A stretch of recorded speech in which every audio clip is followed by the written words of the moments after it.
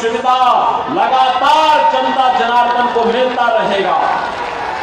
भाइयों बहनों, मोदी जी के कारण इंफ्रास्ट्रक्चर के नए नए कार्य आ रहे हैं। कहीं हाईवे, कहीं रेलवे, कहीं एयरपोर्ट, कहीं एम्स, कहीं आईआईटी, कहीं आईआईएम, कहीं हर घर नल की योजना लागू हो रही है। कहीं पर अन्य तमाम कल्याणकारी योजनाओं को लागू करने का कार्य भी किया जा रहा है।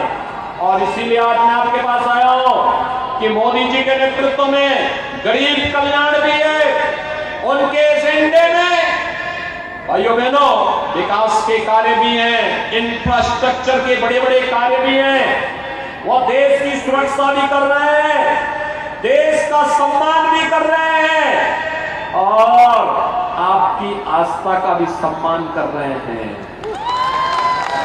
मुझे बताइए, अयोध्या में राम मंदिर का निर्माण क्या एक कांग्रेस और बीआरएस के लोग कर पाते?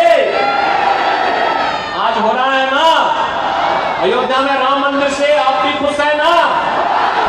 और इसलिए भाइयों बहनों में यहां पे आपके बीच आया हूं आपसे कहने के लिए,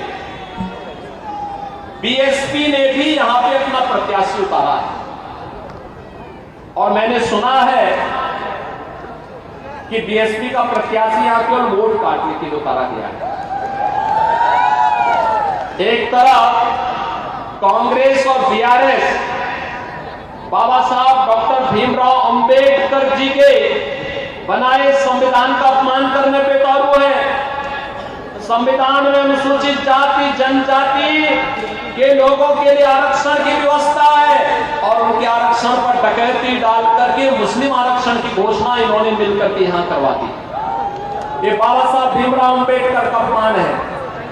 ये कांग्रेस और बीआरएस और बीएसपी यहां पे केवल एक दूसरे को मदद करने के लिए खड़े हैं।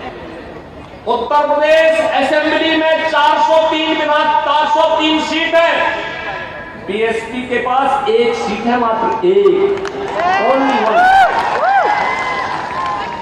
जब उनका खोटा सिक्का यूपी में, जब यूपी में नहीं उनका विजेता पता है तो उनका खोटा सिक्का क्या तेलंगाना में चलेगा क्या?